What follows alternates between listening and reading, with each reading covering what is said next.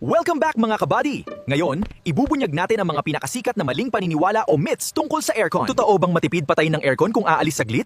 Kailangan ba laging mag-refill ng Freon? Alamin natin. Myth number 1. Patayin daw ang aircon kung aalis ng isang oras para makatipid. Mali po yan. Kung naka-inverter kayo, mas matipid na iwang nakabukas sa 26 degrees kesa patayin at palamigin ulit ang mainit na kwarto. Myth number 2. Ang paboritong modus, kailangan daw magdagdag ng Freon tuwing magpapalinis dahil nauubos ito. Scam po yan. Ang Freon o refrigerant ay nasa loob ng closed system. Hindi ito nauubos na parang gas ng sasakyan o tubig. Kung nawala ng Freon ang aircon nyo, ibig sabihin ay may butas o leak. Hanapin at ayusin muna ang leak bago magkarga. Myth number 3. Nakakasama daw sa kalusugan at nakakaubo kapag natulog kang naka-aircon buong gabi. Hindi rin po totoo. Magkakasakit ka lang kung madumi ang filter o direktang nakatutok sa'yo ang hangin. Nakakaganda pa nga ng tulog ang tamang lamig. Huwag na magpapabiktima sa fake news. Para sa mas madaming legit at cool tips, i-follow nyo na ako. Bye! Naka-window type inverter ka ba pero mataas pa rin ang bill mo? Iba ang maintenance ko kumpara sa split type. Panuurin mo to. Rule number 1, selyuhan ang paligid ng frame ko. Kung may singaw ang gilid, papasok ang init mula sa labas at walang tigil sa pag-ikot ang compressor ko. Gamitan ng foam sealant. Rule number 2, payungan ng likuran ko. Nasa labas ang kalahating katawan ko. Kapag babad yan sa tirik ng araw, mag-o-overheat ang makina ko. Lagyan ng maliit na bubong. Rule number 3, hobby sa daan. Mababa ang pwesto ko kaya madalas nakaharang ang kortina o sofa sa mukha ko. Itabi nyo yan para makabuelo ang lamig sa buong kwarto. Rule number 4, isara ang exhaust vent lever, yung maliit na slide button sa harap ko. Kapag naiwang open yan, tinatapon ko sa labas ang lamig at pinapasok ko ang init. I-slide sa closed. Rule number 5, huwag ipilit ang 16 degrees. Inverter man ako, iikot ng mabilis ang metro. Iset lang sa 24 degrees para makapagpahinga ang compressor at gumana ang eco mode. Rule number 6, hugasan ng front filter. 2 linggo lang hirap na akong huminga sa alikabok. Hilahin, hugasan at ibalik. Mas malinis ang filter, mas mabilis lumamig ang kwarto. Gawin mo ang 6 tips na to, garantisadong winter sa lamig ang kwarto mo habang kalmado lang ang metro nyo. I-share na to sa may mga window type aircon.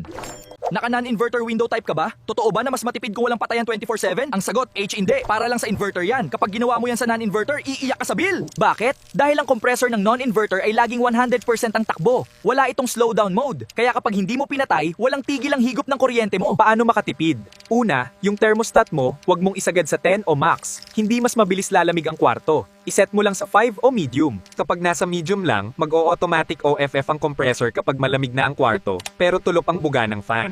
Dito ka makakatipid ng malaki. Pangalawang hack, gumamit ng timer. Iset mo na mamatay ang aircon ng 3 AM o 4 AM dahil malamig na ang panahon sa madaling araw.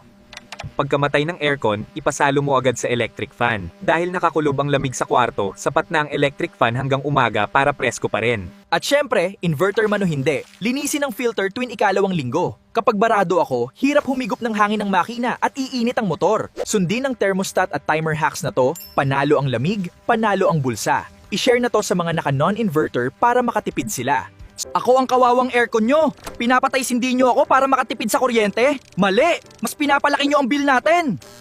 Kapag pinatay nyo ako, iinit ang mga pader. Kaya pag on nyo ulit, magugulat ang compressor ko at gagamit ng 100% power para lang palamigin ang buong kwarto. Ang pinakamalaking konsumo sa kuryente ay ang pag-start ko. Kaya mas maganda, iwan nyo na lang akong nakabukas. Pag malamig na, chill na lang ang compressor ko.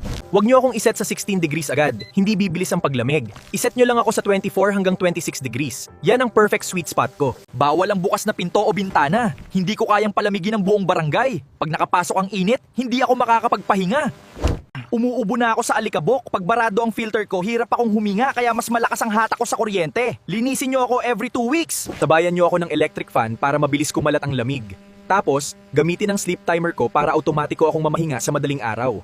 Basta 24 degrees at malinis ang filter, bababa ang bill mo. I-share mo na ito sa pamilya mo para hindi na nila ako patayin at sindihan.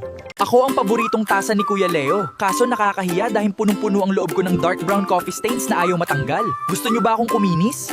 Maghulog lang ng denture cleaner tablet at lagyan ng tubig. Ang blue fizzing bubbles ang tutunaw sa mancha. Isang banwaw at super puti, fresh at bago na ulit ako. Ako ang paboritong paintbrush ni Bunsong Sam. Kaso naging buhaghag at sabog-sabog na ang buhok ko kaya hindi na ako makapag-drawing ng maayos. Gusto nyo ba akong tuwid ulit?